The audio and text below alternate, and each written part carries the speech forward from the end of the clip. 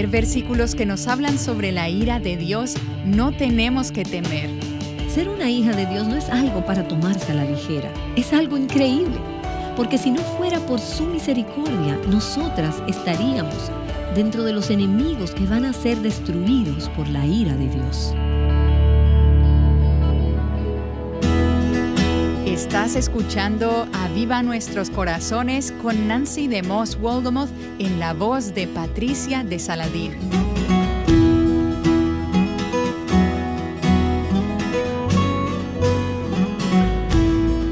Hoy damos inicio a la serie titulada Un clamor por avivamiento. Tenemos en la oficina una persona que cada semana me prepara un resumen, un documento, con las noticias, los artículos de actualidad, diferentes problemáticas y temas culturales que están sucediendo.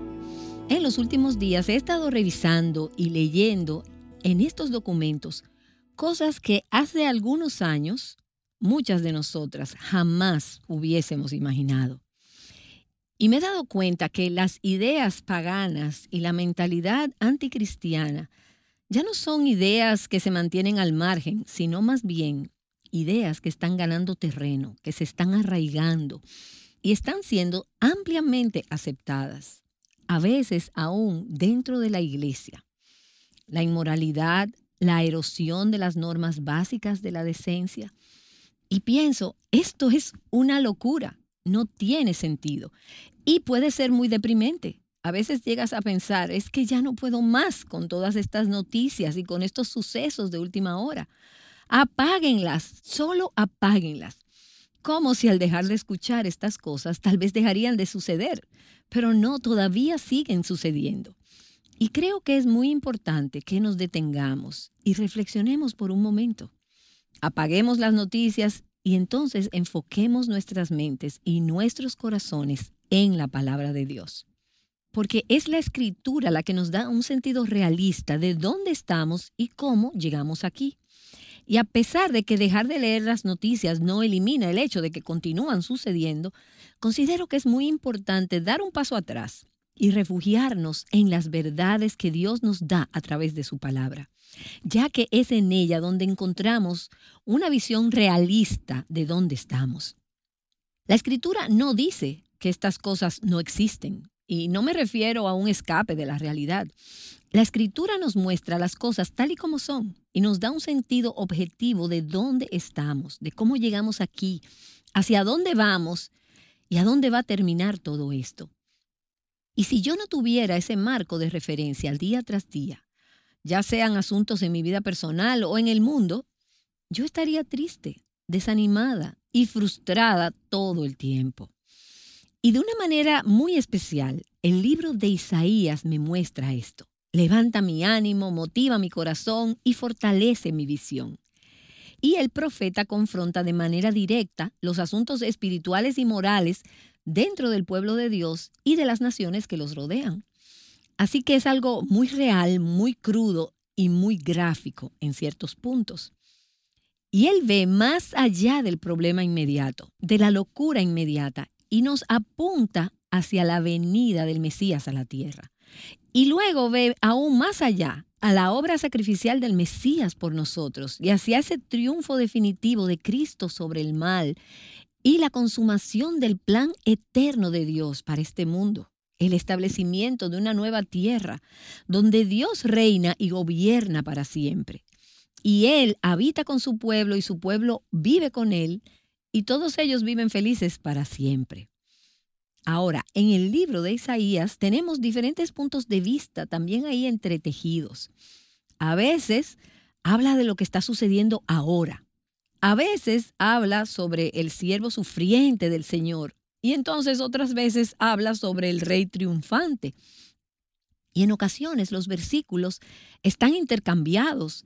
Y entonces no estás segura de cuál está hablando. Y es por eso que me gusta reflexionar y meditar en el libro de Isaías. Porque el libro de Isaías es un libro largo, especialmente esa última parte del libro. Y puedes ver esta perspectiva tan alentadora, claro, a largo plazo, que nos muestra cómo van a terminar las cosas. Y entonces te recuerdas a ti misma que lo mejor está aún por venir. Y el cielo gobierna. Y el rey ya viene a establecerse. Y durante los próximos días, lo que quiero que veamos son 2 capítulos al final de la profecía. En Isaías capítulos 63 y 64. Y vamos a ir directamente hacia la mitad de una larga sección de este libro. Y no voy a tomar mucho tiempo para dar el contexto dónde encajan estos capítulos. Yo solo acabo de darles la visión general, porque a veces habla de cosas que están sucediendo en el momento y a veces profetiza la venida del Mesías a la tierra y a veces está viendo esa gran escena de un cielo nuevo y una nueva tierra. Está todo el espectro, la visión completa, porque es la que Isaías tenía en mente. Probablemente, a veces, Isaías no sabía de cuál estaba hablando. Y ciertamente sus oyentes en ese tiempo, algunas veces tampoco lo sabían. Y entonces, en la era del Nuevo Testamento, cuando ellos recordaban las palabras del profeta Isaías, a veces podían llegar a confundirse. ¿Será que el Mesías va a ser así? ¿Será así? Porque había diferentes niveles y secuencias en la profecía que no se habían cumplido. Pero entre más nos alejamos de eso y nos acercamos al final de los tiempos, más claras se verán las cosas en cuanto al plan de Dios.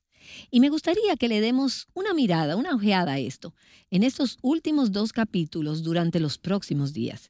Así que quiero animarte a que leas esta semana Isaías 63 y 64. Quiero que lo leas una y otra vez, que no solo me escuches hablar sobre este tema. Quiero que abras tu propia Biblia y que enciendas tu dispositivo electrónico cualquiera que sea y que lo leas por ti misma. Estos no son pasajes muy familiares y es mi deseo que te familiarices con ellos. Creo que te van a alentar y que te van a dar dirección en cuanto a cómo vivir y cómo actuar en tiempos como estos. Y vamos a considerar lo que estos capítulos querían decirle al pueblo en esos tiempos, en los tiempos de Isaías, y lo que quieren decirnos a nosotras en nuestros tiempos, y cuál debe ser nuestra respuesta a la luz de la palabra de Dios. Hoy vamos a leer Isaías 63, los primeros 6 versículos, del 1 al 6. Esta es una visión profética que Dios le da a Isaías sobre la venganza del Señor contra sus enemigos. Así que voy a ir a una parte difícil de este libro. Y yo sé que hay pasajes en Isaías que son nuestros favoritos, como cuando dice, porque un niño nos es nacido. Y esos son pasajes que no son más familiares. Este, tal vez, no lo has leído recientemente y no es un pasaje de esperanza. Al principio, al comienzo, sino más bien de terror, porque habla del día de la venganza del Señor contra sus enemigos. Y en este pasaje, en estos 6 versículos, se formulan 2 preguntas y se nos dan 2 respuestas. La primera pregunta es como si fuera un guardia en la muralla de la ciudad quien ve que alguien se acerca. Entonces, él pregunta en el versículo 1, ¿quién es este que viene de Edom, de Bosra, con vestiduras de colores brillantes?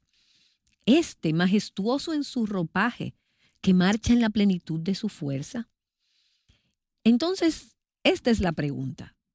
Alguien viene, alguien está marchando hacia la ciudad y es alguien espléndido, alguien grandioso y fuerte, y sus vestiduras son rojas, y viene de Edom. ¿Pero quién es? Bueno, Edom era una nación al sureste de Judea, y Bosra en un tiempo fue la capital de Edom. Ya sabiendo esto, y tú puedes encontrar esto en una referencia o en un diccionario bíblico, te ayudará a entender este pasaje un poco mejor. La palabra Bosra significa recolectando uvas.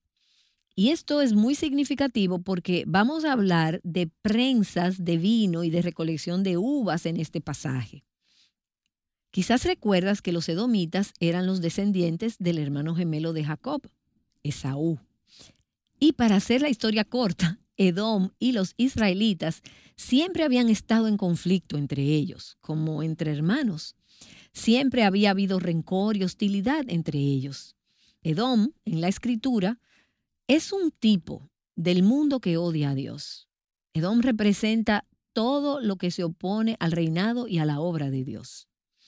Así que el profeta ve a un gran guerrero en acción. Él está en camino, está en marcha y es majestuoso, es espléndido, es poderoso y parece venir de librar una batalla.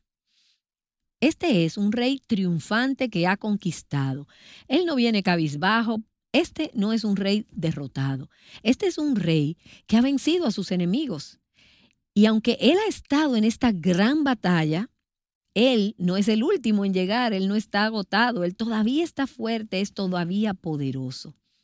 Y nos damos cuenta al leer este pasaje que se trata de una visión mesiánica, de una figura de Cristo, el Mesías, el siervo de Dios, el Hijo del Todopoderoso, del Dios viviente, quien ha vencido a todos sus enemigos.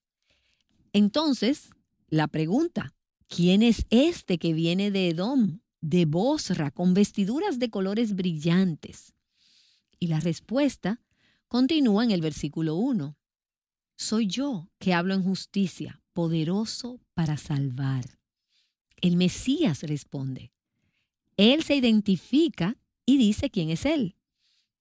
Ahora, todo lo que él dice y hace es justo. Yo soy. Esta expresión nos recuerda aquellos versículos de los yo soy en el Nuevo Testamento. Soy yo que hablo en justicia, poderoso para salvar. Aquí tenemos a alguien que puede salvar. Él tiene el poder para salvar. Pero como veremos en este pasaje, si desprecian su ley y rechazan su amor y su misericordia, entonces Él los juzgará. El mismo que salva, también juzga. Él es grande para salvar, pero también es grande para juzgar y vengarse de los enemigos de Dios. Entonces hay otra pregunta en el versículo 2. ¿Por qué es rojo tu ropaje y tus vestiduras como las del que pisa en el lagar? Ahora, ¿qué significa todo esto?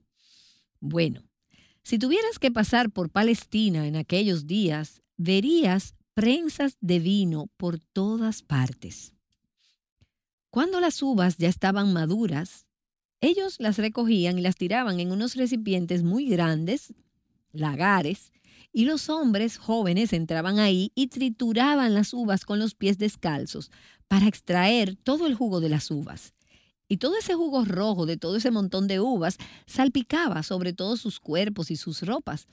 Por eso la pregunta, ¿por qué es rojo tu ropaje y tus vestiduras como las del que pisa en el lagar? ¿Por qué pareces como si tuvieras manchas rojas en toda tu ropa? Y la respuesta está en el versículo 3. El poderoso, el rey triunfante, el Mesías dice, el lagar lo he pisado yo solo. Por lo tanto, él usa esa imagen. Ahora, pisar el lagar de la ira de Dios, según la Escritura, es siempre una imagen del juicio divino. Y se refiere en particular al juicio final y al fin del mundo. 11 de los profetas en el Antiguo Testamento hablan de ese juicio final de Dios de varias formas. Y es en ese momento cuando los enemigos de Dios, los malvados, los que se han rebelado en contra del amor y de la misericordia de Dios, son destruidos y enterrados para siempre. Y luego entonces cuando llegas al libro de Apocalipsis, puedes ver esa misma imagen de manera destacada. Déjame leerte Apocalipsis capítulo 14, versículo 19.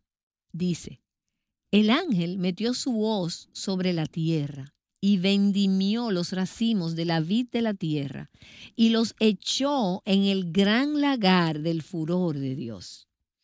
El juicio final es como cuando se trituran esas uvas en el lagar, en esa prensa de vino. Y luego en Apocalipsis 19, en el versículo 13, vemos esta misma idea con respecto a la batalla de Armagedón. Dice, está vestido de un manto empapado en sangre y su nombre es el Verbo de Dios. Versículo 15, de su boca sale una espada afilada para herir con ella a las naciones y las regirá con vara de hierro. Él mismo pisa el lagar del vino del furor, de la ira del Dios Todopoderoso.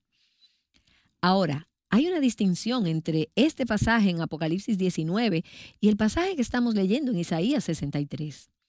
En ambos casos, su ropa es roja y en ambos casos está cubierta de sangre.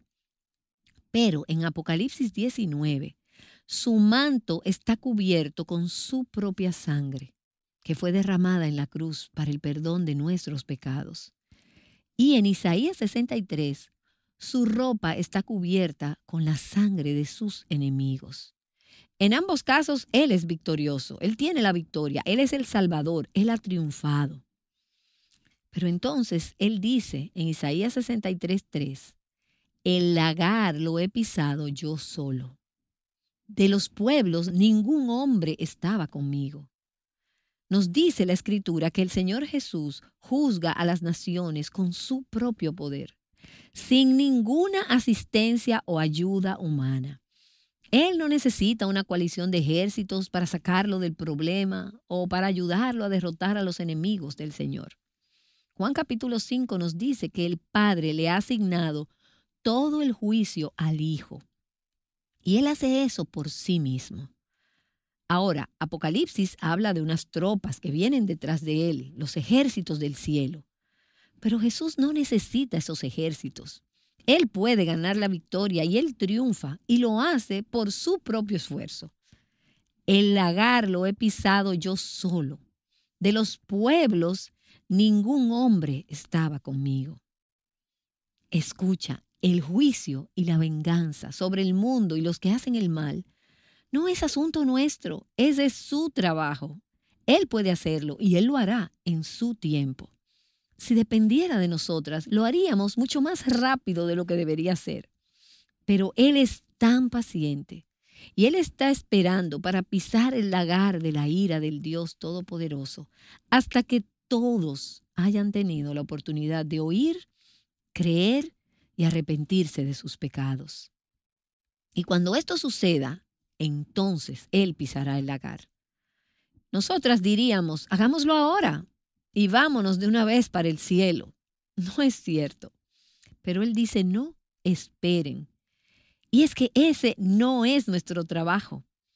Así como Él completó la obra de redención por sí mismo, sin ninguna ayuda humana, no es nuestro trabajo salvar almas, nuestras almas ni las almas de los demás. Y no es nuestra habilidad o nuestro anhelo por Dios lo que nos salva, sino su obra de redención que Él hizo solo. Y así tú ves todo este concepto de solo a través del pasaje. Y esto es lo que veremos otra vez en el versículo 5, donde dice, los pisé en mi ira y los aplasté en mi furor. Su sangre salpicó mis vestiduras y manché todo mi ropaje, porque el día de la venganza estaba en mi corazón. Ahora, a mucha gente no le gusta la idea de un Jesús que tiene venganza en su corazón, de un Jesús que conquista, un Jesús que está indignado, que está lleno de ira, que destruye a los enemigos de Dios. Pero la siguiente frase nos ayuda a entender y a completar el cuadro. Dice, porque el día de la venganza estaba en mi corazón y el año de mi redención había llegado. El día de la venganza contra los enemigos de Dios aún está por llegar, pero coincide con un año de redención por su pueblo. Y a lo largo de toda la Escritura verás que ese juicio siempre está unido a la salvación. La salvación no es valiosa si no hay un juicio del cual hemos sido rescatadas. El juicio de Dios no sería justo si Él no hubiera ofrecido su salvación. Así que tú ves juicio y salvación como temas paralelos que van a lo largo de la Escritura. Si vieras las pequeñas notas que tengo escritas a mano en mi Biblia, en los márgenes, muchas veces verías que dice juicio, salvación. Siempre van juntos. Te voy a dar un ejemplo. Tenemos a los egipcios que se ahogaron en el mar, los enemigos de Dios, mientras que los israelitas escaparon a salvo sobre tierra firme. Juicio y salvación. Ahora, Dios no se deleita cuando tiene que ejecutar juicio o venganza. La Escritura nos dice que Dios se deleita cuando muestra su misericordia. Pero Él no fuerza a nadie a recibir su misericordia. Y aquellos que rehúsan su misericordia van a ser objetos de su ira. Y Dios ejecuta juicio para hacer aquello que a Él le deleita, que es vindicar y redimir a su propio pueblo, a aquellos que Él ama y a aquellos que lo aman a Él. Ahora, nota esto y pienso que es algo muy precioso, que hay un día de venganza, pero hay un año de redención. Y estos no son periodos literales de tiempo, simplemente indican que hay un tiempo de juicio y hay un tiempo de redención, pero nos da a entender que aunque la venganza está en el corazón de Cristo, la redención y la gracia están aún más en su corazón. Y el versículo 5 dice: miré y no había quien ayudara. Me asombré de que no hubiera quien apoyara. Entonces mi propio brazo obtuvo salvación por mí, y fue mi propio furor el que me sostuvo. Pisoteé los pueblos en mi ira, los embriagué en mi furor, y derramé su sangre por tierra. Cuando Jesús vino a esta tierra por primera vez, Él vino como un pequeño bebé, indefenso, humilde y débil. Y Él creció hasta ser un hombre y se ofreció a sí mismo y derramó su propia sangre como sacrificio por el perdón de nuestros pecados. Pero entonces, en el día señalado para el juicio, cuando Cristo regrese a esta tierra en la batalla de Armagedón, con gran majestad, poder y fuerza, para llevar a cabo la venganza sobre todos los que se han rebelado contra su Santo Padre, aquellos que están en contra de Él y que han rehusado su salvación, aquellos que rehusaron el derramamiento de su sangre en su lugar, entonces la sangre de esos será derramada. Ellos no sobrevivirán la ira del Cordero. El juicio y la ira del Cordero son justos, son rectos. Él ha ofrecido salvación y Él ha sido rechazado y se han rebelado contra Él vez tras vez.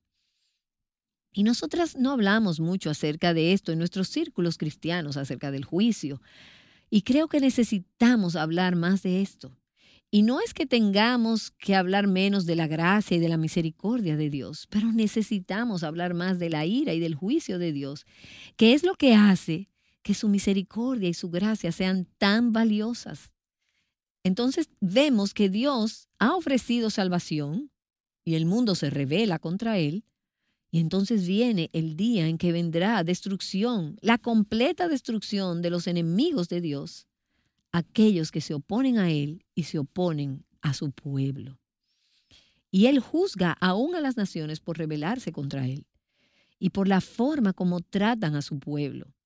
Y haciendo esto, en ese día de venganza, Él inicia el año de redención, trayendo alivio y salvación a su propio pueblo.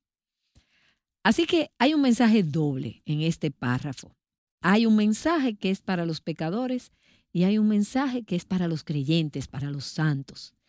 A los pecadores que no han venido a la fuente de la sangre de Jesús que nos limpia, el mensaje es: arrepiéntanse y crean en el Evangelio. Entrégale tu vida al Rey Jesús, a este guerrero poderoso. Aún estás a tiempo.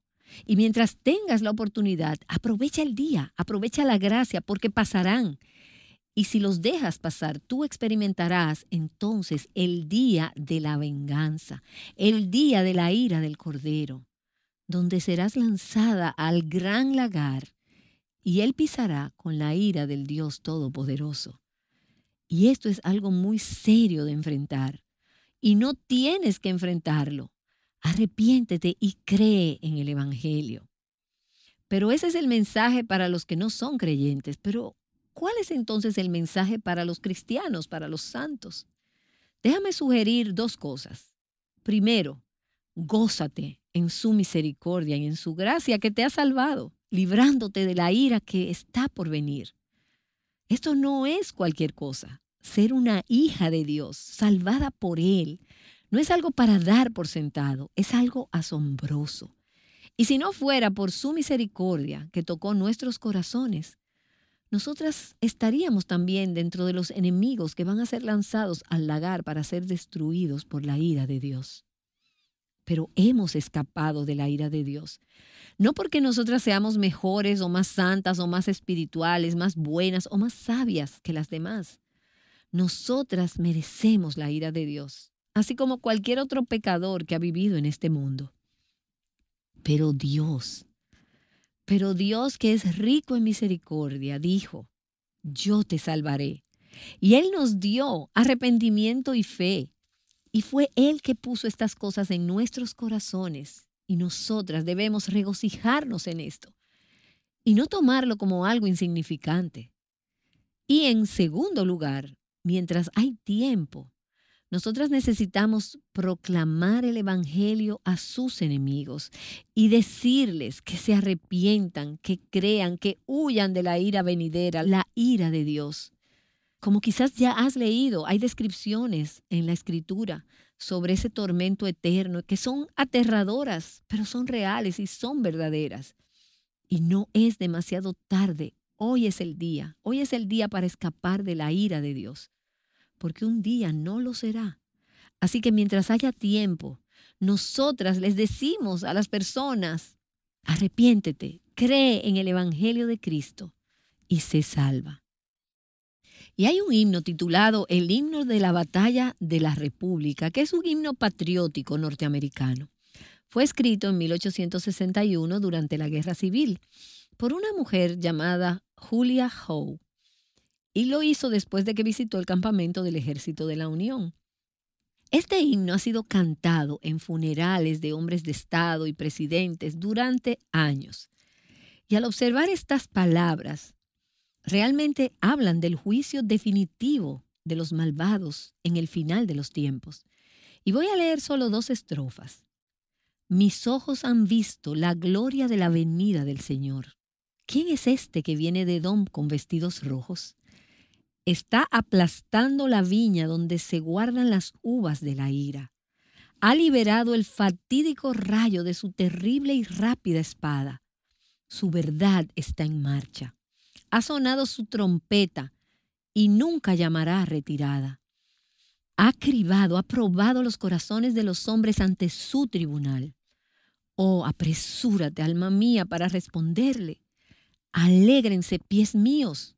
Nuestro Dios, nuestro Salvador, nuestro Cristo está marchando. La Escritura dice en Jeremías capítulo 25, los versículos 30 y 31, tú, pues, profetizarás contra ellos todas estas palabras y les dirás, el Señor rugirá desde lo alto y dará su voz desde su santa morada. Rugirá fuertemente contra su rebaño.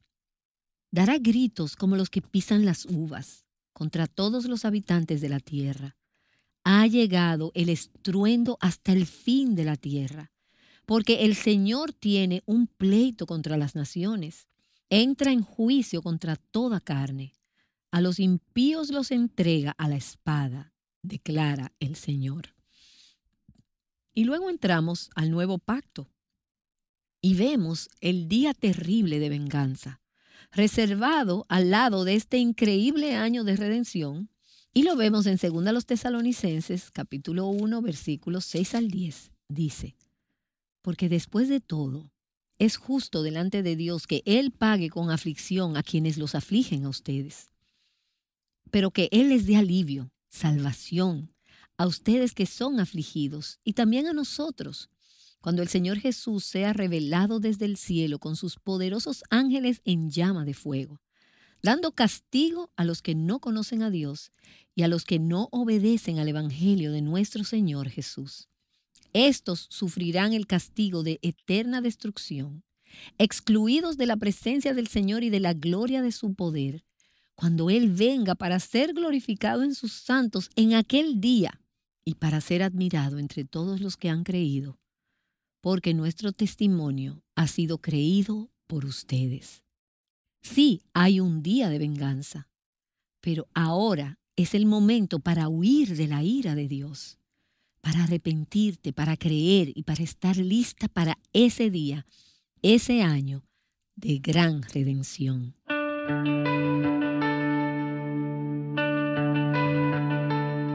Gracias Señor por darnos mensajes como este, que son un poco difíciles de asimilar. Nosotras los leemos, meditamos en ellos y vemos algunas cosas gloriosas acerca de ti, de tus caminos, y nuestros corazones se llenan de gozo. Así que te ruego por aquellas que han estado escuchando esta palabra y por aquellas que aún no han creído, que hoy Señor, sea un día aceptable, sea un día de salvación. Tal vez algunas han estado escuchando este programa por años, pero aún no han levantado, no han ondeado esa bandera blanca de rendición para decir, sí Señor, danos fe Señor, danos arrepentimiento, muéstranos nuestro pecado. Pero también te oro por aquellas que somos llamadas ya por tu nombre, que somos tus hijas. Yo te ruego Señor que tú nos ayudes a levantar nuestros ojos porque nuestra redención está cerca. Y que en este año de gracia nosotras hagamos lo que tú estás haciendo, y es llamar a pecadores al arrepentimiento, a creer en el Evangelio y anticipar con gran gozo, Señor, nuestro año eterno, ese año en que veremos nuestra redención final. Y oramos, Señor, en el nombre de Jesús, quien derramó su sangre por nosotros para que nuestra sangre nunca tuviera que ser derramada. Y te pido todo esto en el nombre de Jesús. Amén. Amén. Mañana continuaremos escudriñando Isaías capítulo 63. Habiendo visto el juicio de Dios, profundizaremos entonces en su maravillosa gracia y misericordia.